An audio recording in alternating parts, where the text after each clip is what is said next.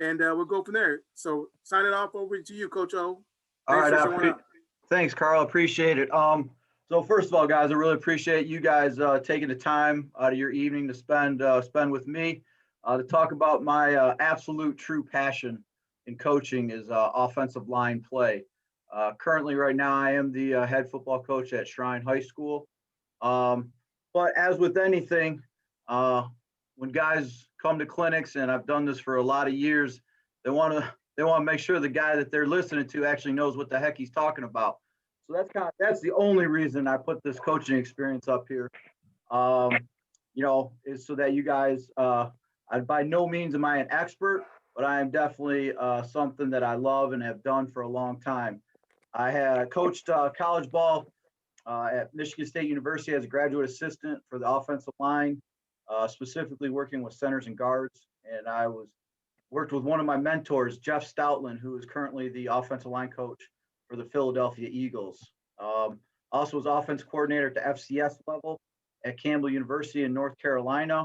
And then I've been a head coach now going on 9 years in high school, but overall 27 years of experience. So looking forward to spending the evening with you guys. I was just kind of joking with Carl. I haven't put one of these presentations together in a while. In college, you have these great things called graduate assistants that do it for you. So hopefully this is informative to you guys. I took when I was in college, I put together an offensive line / tight end manual. So some of this information comes from there. With me coaching at college and in high school, I always included my tight ends for individual with the offensive line. They're an extension of the offensive line. And then certain times during practice, they go off with the receivers. So this is right here. This is this was a statement that I got many years ago. And as you go through and read it, probably halfway down is what's really important. Offensive line is by far the hardest position to play. And if you'll see in there, it says in football, there are 11 defenders, 8 gaps that they can change. Sorry, I copied this off of somebody. Assuming each man can choose one gap, 437,514 possible defensive alignments that the offensive line must deal with. Obviously, at different levels, the number of things they change increases as you go up in levels. But no matter what level you play, they're never going to just line up in the same position, which makes it extremely difficult to play on the offensive line. And that's why I think when you are working with the offensive lineman, and when I say offensive lineman, again, I'm talking tight ends included, there's a lot of different things that go into it. So what I want to share with you guys is some of the principles of offensive line that I always incorporate and have always been a part of any offensive line that I coached, whether it was working with young guys or working all the way up to guys that played in the Big Ten. So here we go. Here they are. And again, I'm not going to go through and read these to you guys, but I have a number of them, and these are extremely, extremely important for offensive line play. Obviously, effort. Offensive line never, ever gets a play off. And as I always explain to my offensive linemen, if you take a play off, you are going to get somebody hurt. I don't know if you ever want to put it that way to the young guys, but the simple fact is they're there to protect the quarterback, the running backs, and the receivers. And I take great pride in that. And any O-line I've ever coached, they take extreme pride in that as well. So effort, extremely important. That's in practice, that's in drills, that's in games. Skills. There are so many things that go into playing offensive line. And I'm going to touch on some of these things as we go through. I basically have an hour. I wish I could touch on everything, but an hour just isn't enough. But I feel I can be able to touch on some basic points that are the foundation. So skills, there are so many things they have to do, whether it's pass blocking, run blocking, pulling. You have to get to the second and third levels in a defense. You have to be able to read a defense. So between your mind, between your physicality, your hands, your feet, flexibility are all things that if you want to have a good offensive lineman, they need these. And they have to take pride in it. Offensive line play is also something that I truly believe can be taught. You may be what they think is an average football player, but if they work extremely hard, they can be a great offensive lineman. But they have to put a lot of effort and they have to learn all the skill sets. And like Carl said, if you guys have questions, it's so hard in the Zoom setting. By the way, I'm sure you guys I'm so sick of Zoom. I wish I could be, I love to do hands-on when I give presentations and, really work with the guys in the crowd and drills and things. So I hope you guys still get something out of this, but just stop me, say, hey, and I will answer anything you have. Knowledge. So offensive lineman, the knowledge is not just what you're doing on offense. I think the knowledge of what you're seeing is as important or more.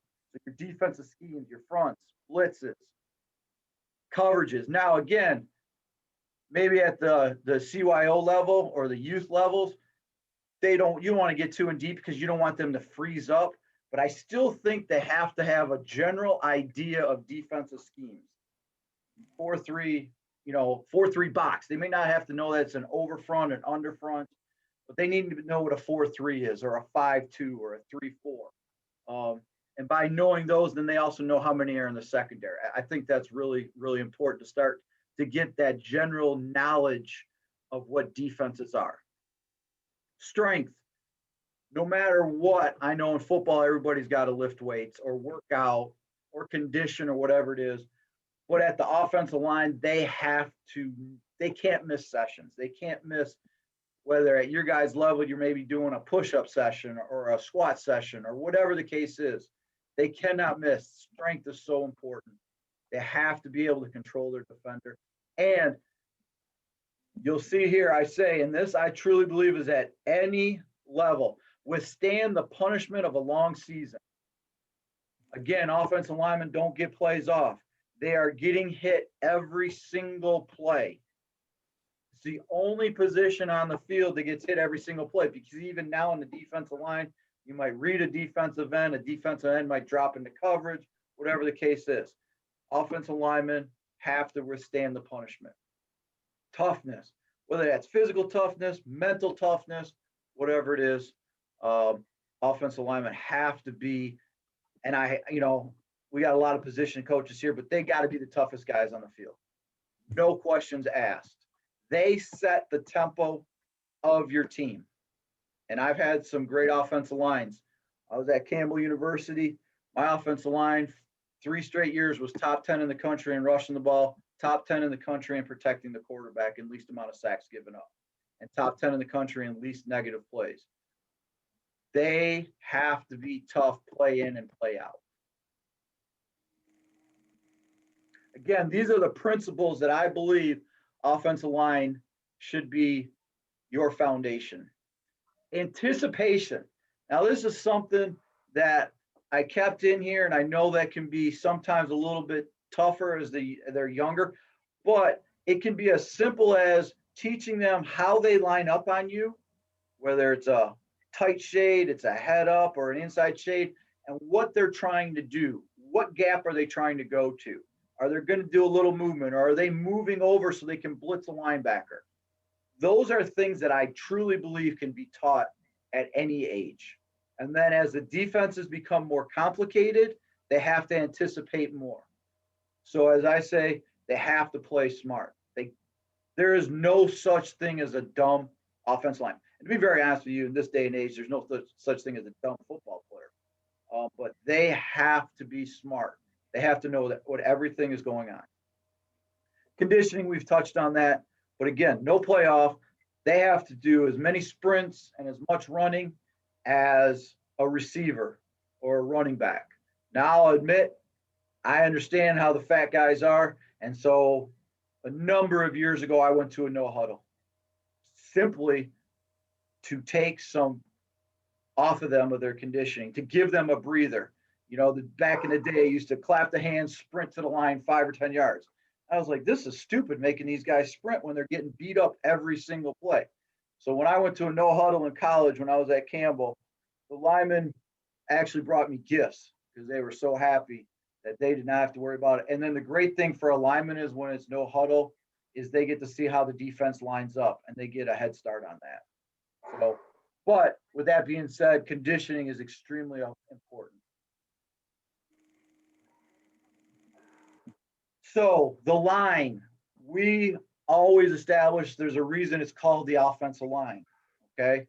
It is that point of no return. Okay. So determined, tough, intelligent, physical blocking, all those things that we have to make sure that we control the line. And you'll see on there a psychological standpoint. Okay. I truly believe that the line is the backbone of your team, establishes the tempo, the physicality, and really can set the tone for the entire season. It's without saying that whoever the offensive line coach is, you have to make sure you establish some sort of pride with the line. They have to say that they're going to be the best.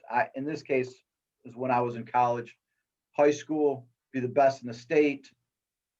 Youth, it can be the best in the league, best in the area, best in the city, but they have to play with an edge and a confidence. And it's without saying that they have to play as a unit, whether it's 5 of them, 6 with one tight end, 7 with a second tight end.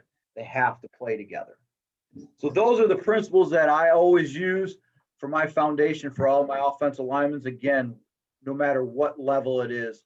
And those are some things that I think is important that as you work with your offensive line, that you talk about those things, touch on them, so they constantly are hearing it and incorporating all they do. All righty. So communication, a common language. Okay. Come on. Here's what's important. It does not matter what system you have. Okay. I'm going to touch base on a little things that I use when I communicate, but everybody has their own way. I've worked for some head coaches and some offensive coordinators that had their way, but there has to be a common language. When you are talking to your left tackle, it has to be the same as what you're talking to your right tackle. They have to be able to communicate to you, and you have to be able to communicate to them. So that's why all these things up here are so important. Coaches to players, players to coach, then the lineman to the other lineman, lineman to quarterback, lineman to running back. All 5 of those conversations happening, the terminology cannot be different. And this is one of the most important facts that I wanted to get across this evening. Okay. I can't stand when I watch a practice or I hear the coaches on the other side and they're screaming, just block that guy. What in the world does that mean? Just block that guy. You can't say that. Or they'll say, block 67. Well, what if 67 doesn't line up across from him that next play? There has to be some set of rules and common terms that you are consistently using. So, for example, this is the system that I use. This is the system that is used by probably 90% of the colleges in the country. And I would say at least, and again, I'm thinking off the top of my head, but 75% of the high schools. Okay. And it's set in stone. So when I talk to my guard, I can say, how did that guy line up on you? And he can say, coach, he was in a 3 technique. And I know he was in outside shape. Okay. This doesn't have to be the system you use. I worked with Jim McElwain, who's currently the head coach of Central Michigan. And he thought it was the stupidest thing in the world to say 2-eye and 4-eye. And then he's like, how come there's not a 6-eye? This was a system that was established many, many, many, many years ago, and it was just easy for the offensive line coaches to establish this. But so he was just simply, he went 1, 2, 3, 4, 5, 6, 7, 8, 9. Just that's how he numbered it. There was no eyes. It was very difficult for some of us to work with them because no one else grew up that way.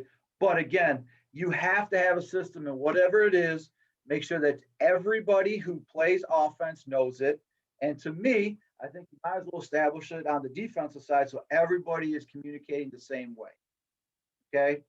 Your gaps, how are you going to name them? Strong side, weak side, I think is also very important. Some people do play side and backside. Pick a system that fits you as a coach and is what you think your players can use, and stick with it so that you can constantly communicate and they can communicate amongst themselves.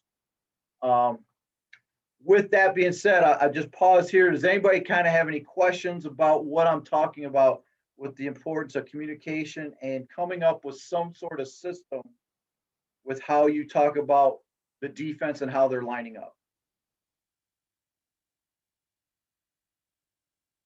All right, great. Well, good. Well, like I said, communication, very important. Next.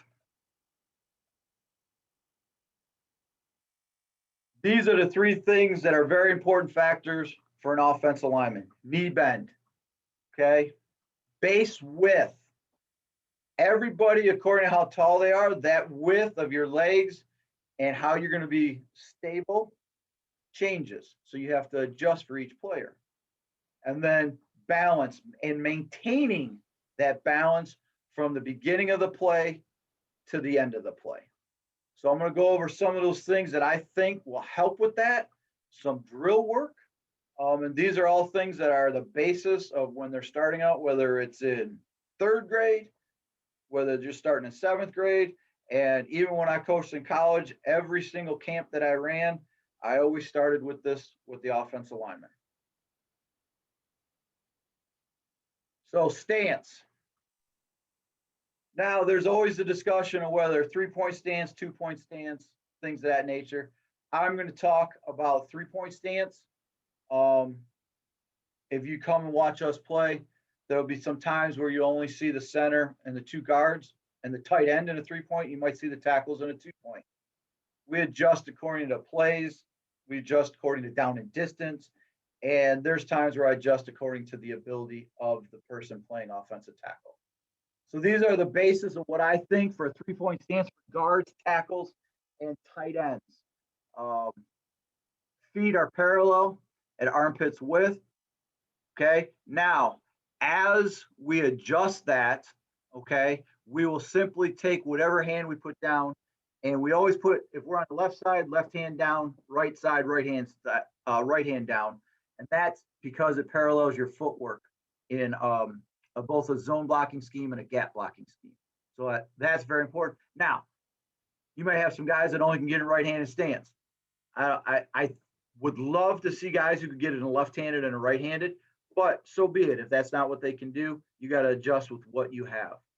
So if you're in this case, as you see the picture, a left-handed stance, that left foot is going to be toe to the middle of the right foot. So just slightly back. And that really changes as how tall they get. I mean, when you got guys, even from 6 foot up to, 6'6", 6'7", whatever the case is, you got to adjust that a little more to meet their flexibility.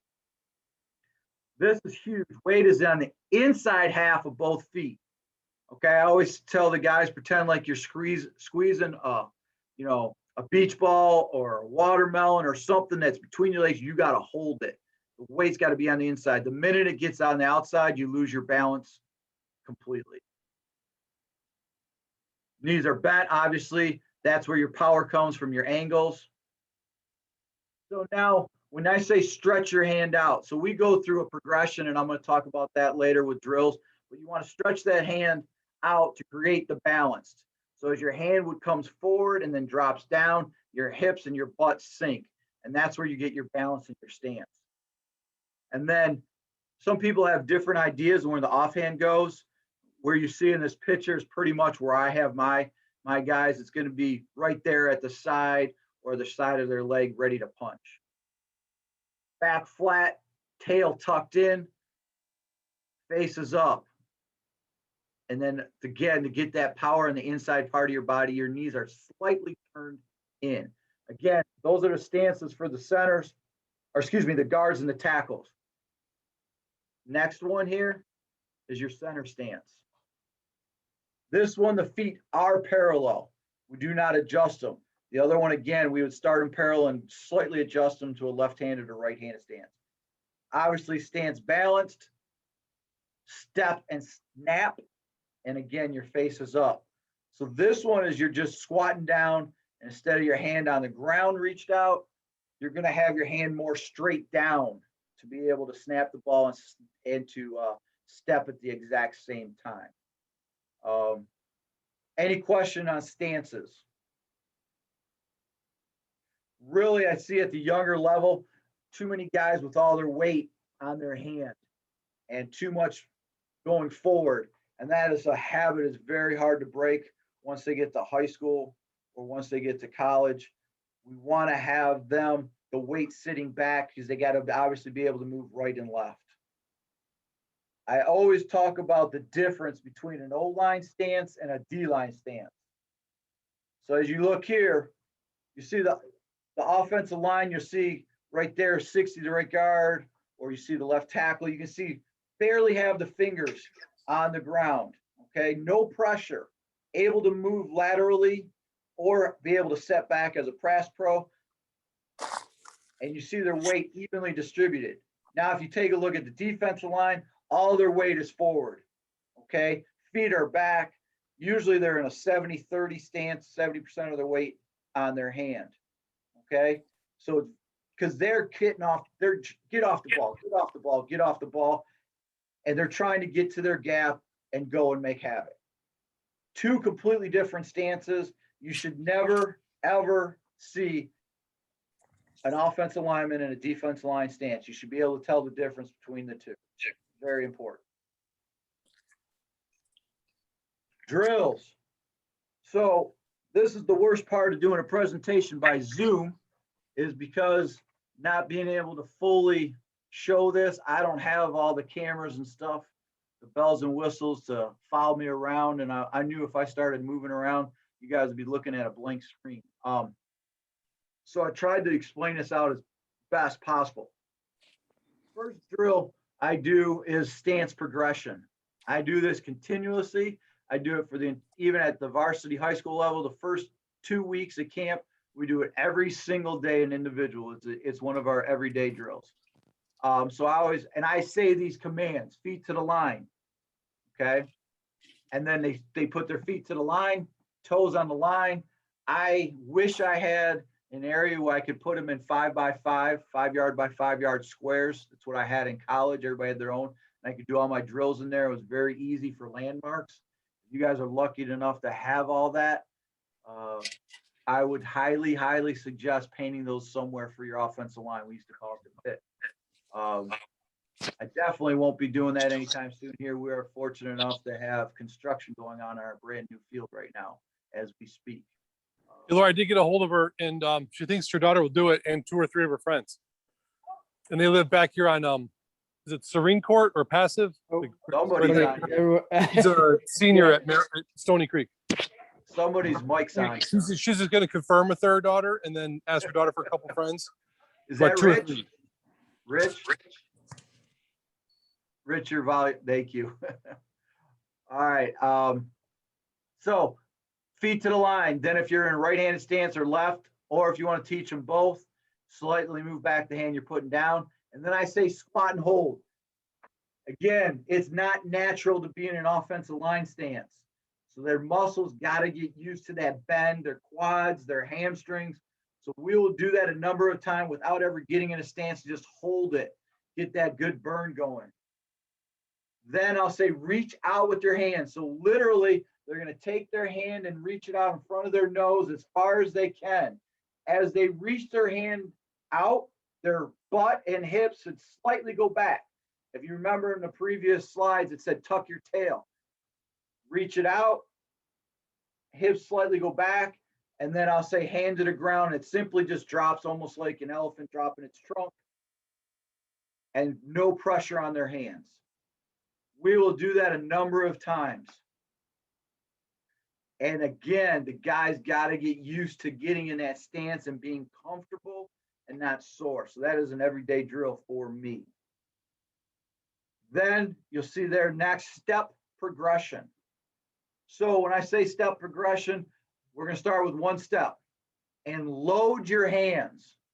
Okay, and so I'm going to kind of try to step up here and see if you guys can see it. So when you say load your hands, you're going to, right here, come out of your stance. So it's going to be bam, stamp, chest out, still down low, kind of like 6-gun shooters, like they begin the gun in the old Western, right here. Okay, they have to load their hands. Now, once they get older and college and things like that, if they're blessed enough to go play in college, how much you load your hands will adjust and change according to the techniques that they're getting on defense. But I want them to get their hands loaded so they can then punch. They have to be able to punch. They can't just come up and lay their hands on people. If they don't punch, you don't get that pop off the line. I'm a firm believer in this. And it's worked for me for many, many, many years. So that's the first thing. And so they're going to get in their stance. I'm going to say 1 step, and I'm going to say set, hit. And they're going to snap out, step that hand down, and hold it so I can make sure that they're in a balanced position and maintain it. One of those things we talked about. And then knee bend. They got to have their knees bent. We'll snap out, right, left, a couple times. Then we're going to go 1-2 step and punch. So it's going to be 1 step punch, doom, or 1 step, load, 2nd step, down, and punch. One of the hardest things for offensive linemen to do is to get their 2nd step down before they punch. You'll see guys make contact, and I don't know if you have the abilities, if you ever are taping your games, if you pause it, you'll see right off the line, you'll see the guys, and this is everywhere, even in the NFL, they got their 1 foot in the ground and they're punching, the other one hasn't landed yet. When that happens, I can almost guarantee, unless they're about 350 pounds benching 700, that they're going to get knocked off the ball because they don't have both feet in the ground. So that's why it's steps out, steps out, steps out. You should hear your guys stepping together. If it's that you got guys that are going too slow with their feet, they got to get it down. So, you know, there's a number of things that, like Carl was saying, things we want the people, the linemen to know before they get to high school: communication, basic terminology, some principles, and they feet got to move.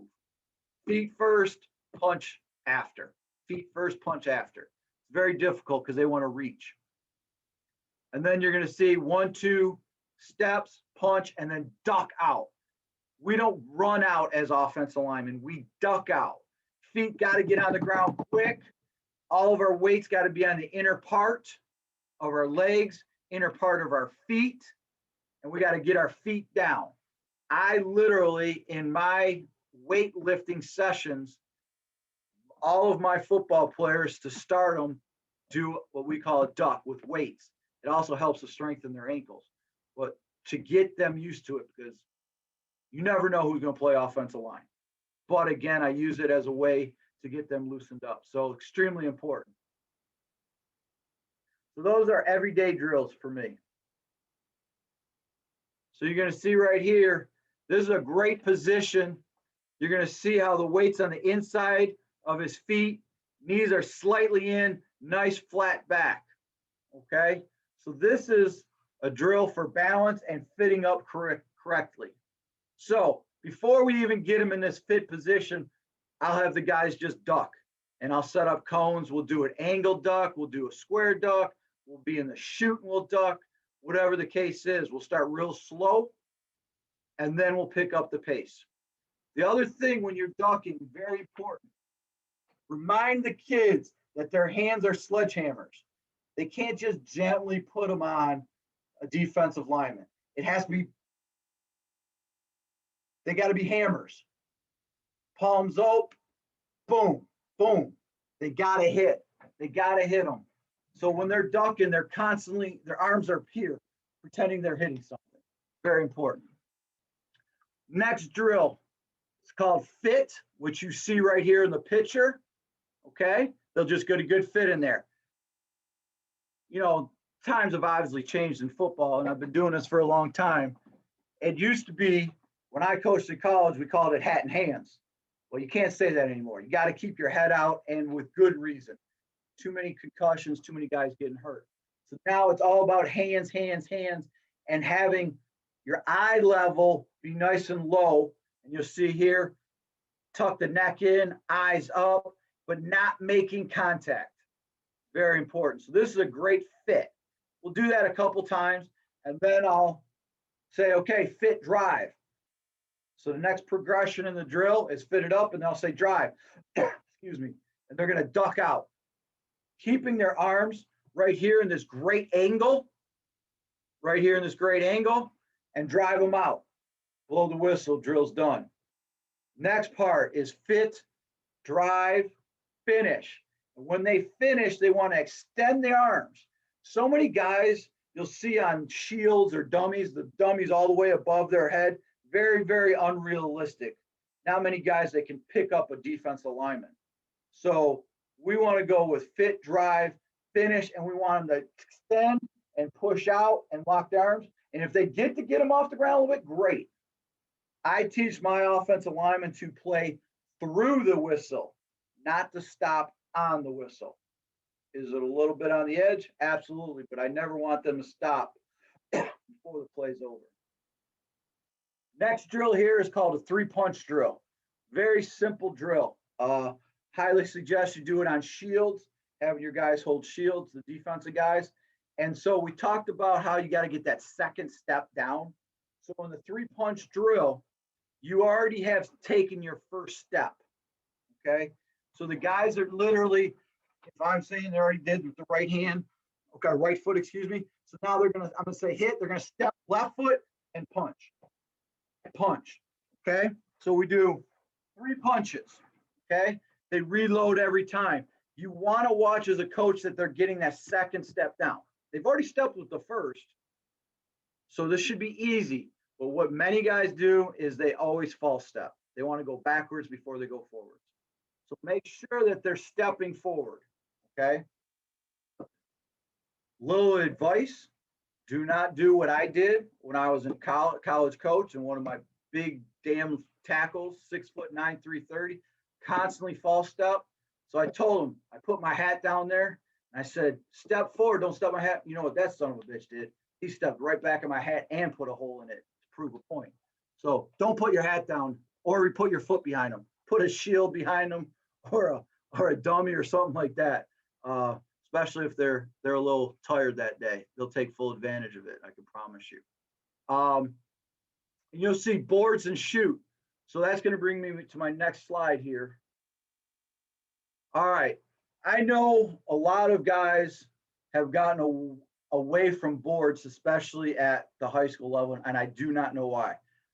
Boards are the basis of how you're able to keep that foundation, keep that width that we talked about, and be able to maintain your balance, because the boards lead the way for your feet. So whatever kind of boards you get, go to Lowe's, buy some wood, treated wood, whatever you can. Make sure they're at least 4 or 5 feet long. And it's extremely important. It will help you with your offensive line feet to make sure that they keep this width to help with their balance. And it's great for drills. So any type of chute that you can get, and if you don't have one, as a coach, you can just stand over the top of them. But you want to work in the chute to keep their pads down. And when they're in the chute, first of all, just work on the boards, footwork on the boards, working the angles, depending on what type of system you use, whether it's a gap scheme, a zone scheme, option, whatever the case is. Put those boards at the different angles they're going to come out of their stance in, and repetition after repetition after repetition. We spend a lot of time on the boards in the beginning of the season to work on those proper angles. And then add in, you could be on the boards, you add in the shields to work on the punch and drive, fit, drive, finish. All those things that I talked about before can all be done in the chute and on boards. Those are a ton of drills. It may not seem like a lot, but for me, when I do work those drills to go through all the progressions to get the number of reps, that is 30 minutes of individual time at a minimum. So if anything you are able to take from this, if you take some of these drills and use them, and of course, if you have any questions on it or different variations, I got thousands of drills, but these right here are the basis of every offensive line. And you can go across the country at any level, and you're going to see those coaches working with their linemen, working on their punch, working on their footwork, working a shoot, working with boards. So extremely, extremely important. Any questions on those, what I call everyday drills? Okay. I hope everybody's still there. Yep, we are. It's All quiet righty. group. Okay. So next thing, alignment, assignment, and technique. And the reason why I got a toolbox there, this is one of my favorite phrases, is as a coach, you're going to give your offensive linemen all of the tools they need to make a play successful and to successfully block the play. It's up to them to know which tool to select. So when the offensive line, my offensive line is at the line of scrimmage, they get the play. The first thing they do is look at the alignment of the defense in front of them. How are they lined up? And based off of those alignments, what might they do? Okay. Next, they know the play. They now know what their assignment is. Okay. Go in their head. All right. For us, we run power. Okay. We call it Rhino. Front side tackle and guard probably are going to have a double team. Okay. So my assignment is we have a double team to the backside linebacker. Okay. That's my assignment. Now, what technique do I use? What type of blocking scheme do I use? That's the how. Those are the three things that the linemen have to go through every single time on every single play. So that's why I say, as a coach, I give them a toolbox. I'm going to give them, that guard can use a flipper. He can use a thumb lift. If it's really heavy, he can just use a jam. Those are the different things he can use. He has to decide based off of the alignment of the defense, based off of his assignment, which one of those will be the most successful to complete the block. At the youth level, the CYO level, make the toolbox smaller. As they grow as players, as they get stronger, as they get smarter, as they understand football more. So the toolbox for an offensive lineman at the third grade level should be a lot smaller than the toolbox for the sixth grader, a lot smaller, and a lot smaller than the eighth grader. So as they increase, the toolbox gets bigger. And then when they come up to the high school level, now I can really start giving things. But the great thing is, if I know that they already have a few of the tools, it's great. I can increase that box quicker. If they don't have any tools and they don't have that basic foundation, it's just going to take me longer to get them to where I need them to be successful for high school football and beyond. So how do you do this and what's the most effective way? These two drills, I don't care what level you're at, I would use them all the time. Pods and half line. Every level I've ever coached at, every offensive session, we do pods. And we've started to incorporate it on the defensive side of the ball as well. Your pod can be a 2-on-1. It can be a 3-on-2. Okay. And then in some cases, they'll even go 3-on-1. And this is how the offensive line gets used to different techniques that the defense lines up and how they learn to pick the proper block or technique to accomplish what they want. So I will simply take the center and the guard, and I'm going to line up a nose guard in a 1 technique, shade on the center. I'm going to line up as a gap player. I'm going to line up as a 2-eye. I'm going to line up as a 2, and I'm gonna line them up as a 3. And we're gonna block the same play. And they got to pick which technique on the offensive side will best accomplish the block according to the play. And over, you can get a ton of reps. It can go very fast. Set it up very simply. Have your tight end and tackle in one pod on the right side with a defensive guy. They go. Then you go tackle guard against the guy. They go. Then guard center, center guard, guard tackle, tackle tight end. And it's just nonstop reps back and forth. This is a great way for the defense to get some reps. So people are getting things out of it. You're accomplishing something all the time. You don't have to wait for the running back to come back. You don't have to wait for the ball to be placed, and you can constantly go. And the other part of this is extremely safe because you don't have guys falling on people's legs when you go 5 offensive linemen or 5 with a tight end. I highly, highly recommend this. This is the way I personally believe that I've been able to accomplish great success with the offensive line over my 27 years of coaching is pods and half line and getting the most reps and really getting them to learn what is necessary. Then as we progressed, what we then do is we run offensive individual, and then we have group periods. In our group periods, we go ball handling with our quarterback and our running backs. After they would get a few reps, then I would bring them over in pods so they can see the blocking scheme and have them run behind it, making sure they hit the hole correctly.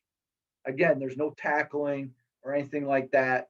You know, it's a tag off on the defense side, or you can wrap them up. But again, everybody stays up, everybody stays healthy, and now you got multiple people learning the scheme. And I just think it's an outstanding way for you to get a lot of looks, for them to learn your offense and to learn it at a high level.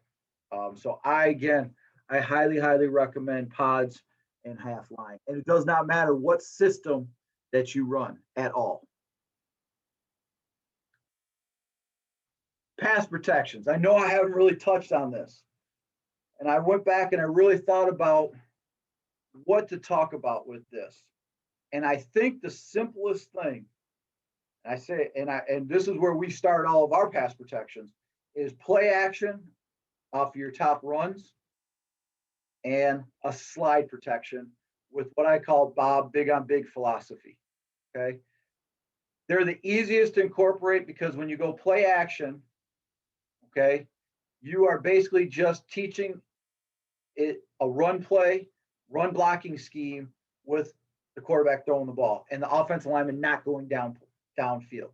So let's just say, I'm sure a lot of people have ISO in their package, okay? Play action off ISO, you do not have to teach your offensive lineman a new play. They block ISO. They just don't go downfield. But their blocking rules are exactly the same. Stretch, inside zone, power, whatever you have, run them exactly the same way, but have the receivers running routes, fake it, and throw it. Now you do not have to teach your linemen a lot of different stuff. Probably the next hardest thing of play action would be a bootleg.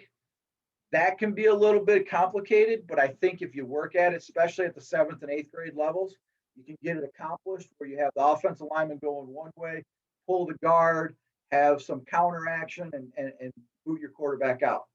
But if that becomes difficult, just run naked bootleg where you don't pull anybody. Literally, this is what I tell my linemen. It is elephants on parade. Now, I wish I had elephants at Shrine, but I don't. It probably should be baby elephants. But on parade, literally, you guys just turn and run opposite of the call. Quarterback goes one way, linemen go the other. Don't stop, don't look, sell, outside run the other way. It's a very easy play action if you have trouble with a bootleg with the guard pulling. And then the slide protection. This is the protection we use for our quick game. If you're doing it correctly, the quarterback should have it out in a 3 count, which means you want to teach your lineman to be aggressive. Don't let them think it's pass pro. Teach them like it's a run game. You'll never be downfield if your quarterback does what he's supposed to, getting the ball out. If you want to have more of a delayed thrower a little bit, you can maybe call it two different things, two different names, but it's still the same rules, still the same blocking patterns. But I believe at the youth levels, those would be the easiest things in pass protection. Because when you start talking about kick slides and zone and man protections, I just think that's a lot for a younger player to learn, especially with everything else you may be trying to incorporate. Before I move on here, is there any questions on anything there? Yeah, Coach, you hear me? It's Tim. Yeah, I got you, Tim. Hey, as far as for my level, the 7th and 8th graders, in the toolbox analogy, what are the the 3 tools for them that we should be concentrating on? I know you touched on some of the main ones. Absolutely. I think at that level, they have to learn how to run a double team to a second level defender, whether it's a play side or a backside, depending if you're running a zone scheme or a gap. I think that's imperative. I think they have to learn how to do a reach block. I think that's huge. And then I think whether you want the next part of it, that third one is whether it's a cutoff block on a play away, or if it's just ripping through to get to the next level, we call it rip and run. But being able to do a double team, because I think that's extremely difficult for those guys to learn, because you have to have one guy who is the post player and the second guy is the trail player, or the player, I call it the ass kicker, the one that gets the punch and clean it up. That's something that I think is imperative for them to learn, especially at the 7th or 8th grade level. Does that answer you, Tim? It does. I appreciate it. Thank you. Oh, no problem. Anybody else that I could answer as we're moving on here? And I know we're actually, I hate that I've been talking this whole time, and there hasn't been hearing back, but no, we're good. I think guys are intrigued. I think that's one of the areas that I've noticed over the years. I didn't know, and this is Carl speaking, we're unfamiliar O-line. I know pretty much all the other positions, but I think all of us can consume and learn a little bit more. So this is actually good stuff for me. Well, good. I appreciate it. What have you found to be the most successful drills for one of my big issues always has been to try and get them to learn leverage and pad level early. Oh, absolutely. Prevent them from playing patty cake. So I really think for the younger age groups, that seems to work well for that. Yeah, I think the fit, dry, finish is by far the most important for that, because you can physically put them in the position right off the bat where they fit up, where their eye level is down, their knees are bent, but they're fit in on a defender. I think that's very important. I think then if you can also get them in a shoot, if you have a shoot, if you don't have a shoot, I've seen all different kinds of things. PVC pipe, hold it low. Yeah, we have cage we've used. Yeah, anything like that. But when you put them in there, put them in with a board so that they're used to keeping their feet at the right width. Yeah, I was looking at what on one of the screenshots you had, actually using making boards out of the heavy mat you use for like a weightlifting area and cutting it. Yep. Using that so they don't twist their ankle on the boards.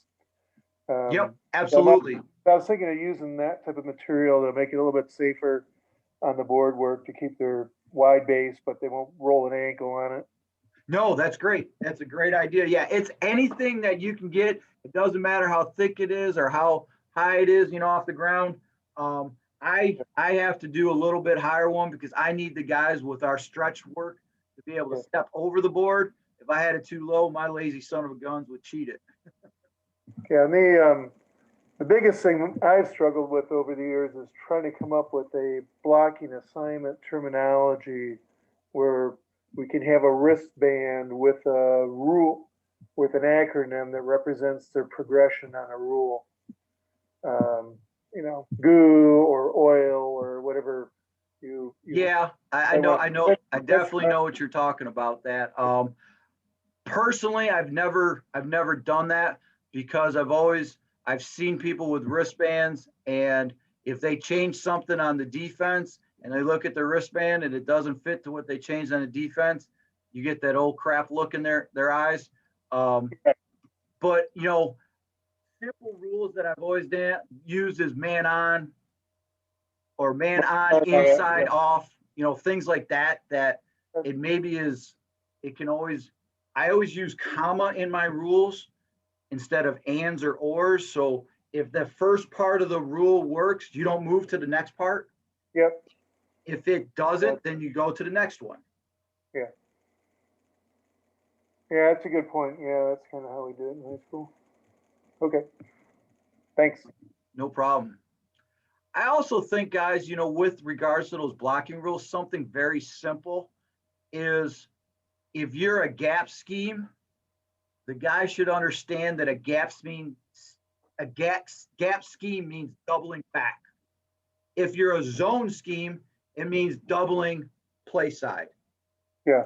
If they get those general knowledge of what the type of plays are and the overall what you want done, then sometimes even if they don't know the rule, they're like, okay, hey man, I know we're supposed to get this guy and somebody on the backside. So let's just take this guy and run him. And if we run into somebody, great. If we don't, at least we went in the general right direction. But if they start understanding types of plays, that might help too. And that has to do with that common language. What terminology do you use you find successful on the combo blocks where is it me, you, who comes off for the second level? So yeah, we do not communicate that way. It is based on our eyes. So we have guys that if they come off, they feel that slide off and they know they're supposed to slide. But with that being said, I think that's a good system. You have to know who's the talker and who's not. Yeah. So I've probably given away some of my stuff here, but that's okay. So in our zone scheme, the guy who is uncovered is the one who communicates what type of double team they're doing. He's the one, because he's uncovered, he's able to see play side what's happening and what will work. Yeah. In our gap scheme, the covered lineman does the talking because again, they're double teaming to a backside. So his backside is actually clear. So he's able to see who the double team's going to. That's how we do it and communicate it. I have one last question. I won't bother Sure. anymore. Offset. What type of offset do you like for teams that do a lot of trapping, or I want to trap the A gap.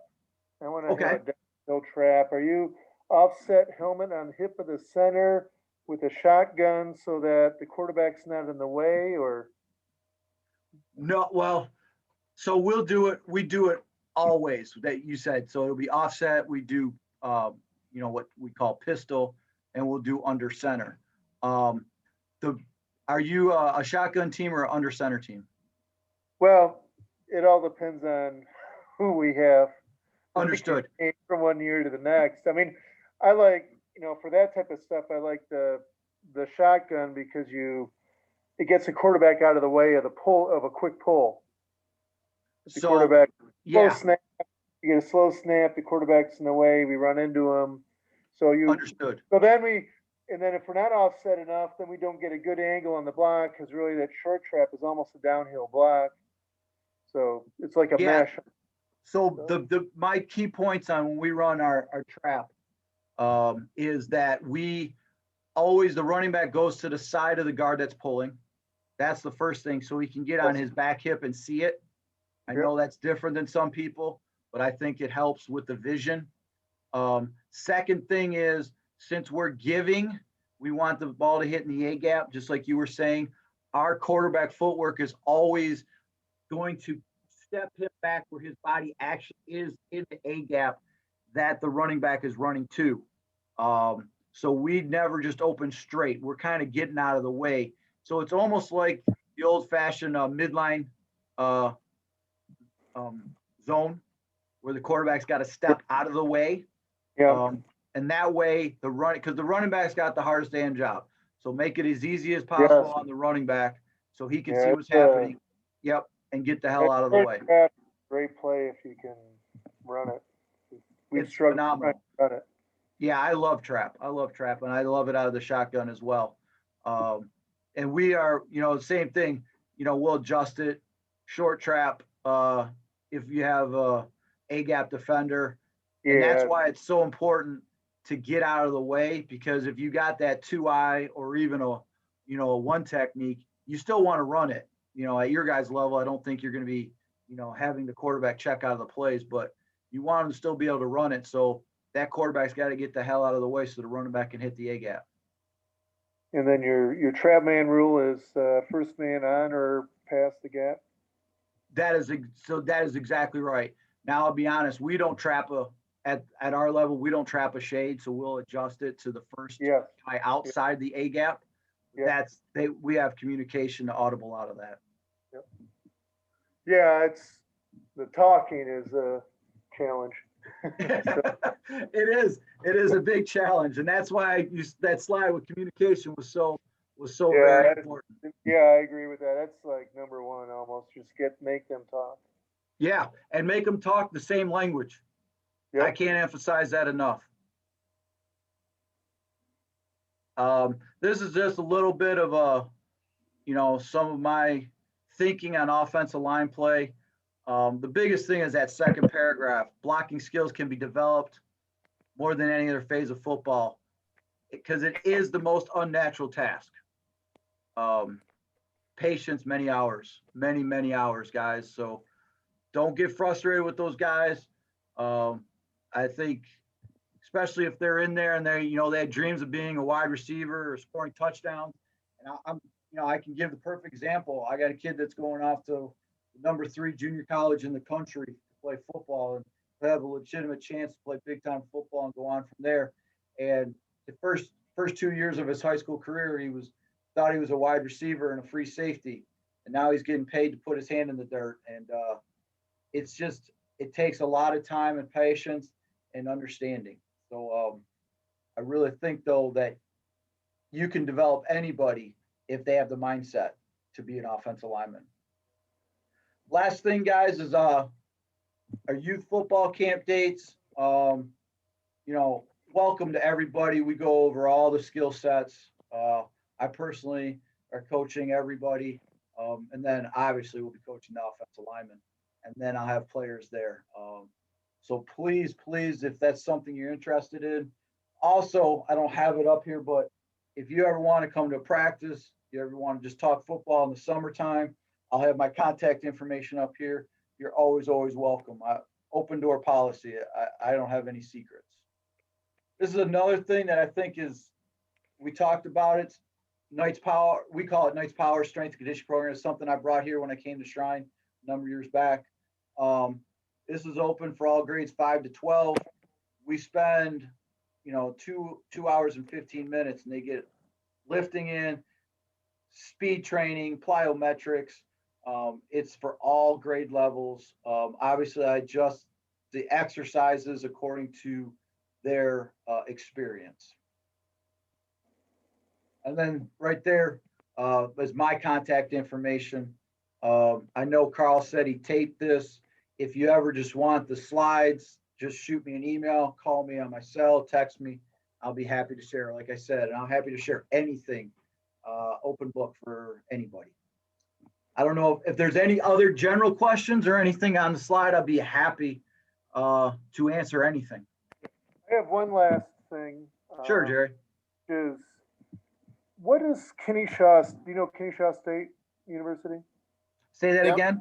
Kennesaw State University. Kennesaw. Yeah. Oh, yeah. Yeah, they're you watch FCF them, school. how they block linebackers. I've watched them, and they just friggin' cut linebackers down like anything in their offense. Their offensive line play is very aggressive. It's very cool to see. They're not taking it. They're really. That's the joys. That's the joys of coaching in college. Because you can cut anywhere you want. Unfortunately, in Michigan, we can't. Yeah, can't do that. You have to show your hand right away. But yeah, anytime you want to watch film of my college offensive line, you'll be seeing something special. And Okay. hey, Jerry, that coaching staff, they're connected to Navy. A few years Yeah, ago, I know, Yep. you watch it's gotta be a blast playing in their offense, cause they just pound, they just get up, they're very aggressive. Pretty cool system. yeah, yeah, they're all connected. Like I said, the coaching staff of connection, several of them are at Navy now, and went over. The defensive coordinator was the head coach of the team Yep. about 2 years ago. Now he's going on his I third watched year at a game Navy. of them and they ran like almost 600 yards on someone. They were Mm. just killing Yep. people. Okay. All right. Any other questions for Coach O? No, but thank you guys a bunch. All right, no problem. Good hearing from you, Tim. Oh, dog, great job. Sorry, everyone, for the interruption. Hey, man, what is going on, brother? Good, man. Hey, for all you coaches out there, this guy knows his stuff, man. I had the pleasure of playing with him, and man, he's one of the most brilliant minds in football I've ever come across. And it's good to reconnect here, Oscar. Absolutely. Great Fire job. up chips. Fire up chips. Fire up chips, baby. Does he know DJ too? Yes, sir. Yes, he does. Oh, okay. I'll thanks. have to tell DJ Rich that I saw you online. DJ and I went to high school together. Jay Reed. Yep. He's here in Rochester area. I bump into him all the time. What a great young man. Yep. Got some great young sons that are playing. Yep. It's good football family here, guys. Good stuff. Yeah. Well, I Good to appreciate hear it. from you, Rich. Yeah, thank you very much, Oscar and Carl. Really appreciate it. Thank you for your time and effort. No problem. Tomorrow night we have practice planning with Coach Jeff Glenn from Lakes and Coach Michael Pernicki. Woo, I got that right now, from Everest. So they're both gonna be online to talk about practice plan. They got some exciting stuff to help as you're putting all this stuff together with about defensive scheme yesterday and now about offensive line play, how you can try to introduce practice plans to put these drills in place. So if you need the link, let me know. Other than that, I appreciate Coach O once again, all you guys for joining, and we'll see you again next time. Thanks, guys. Pleasure Thanks, talking to Coach. everybody.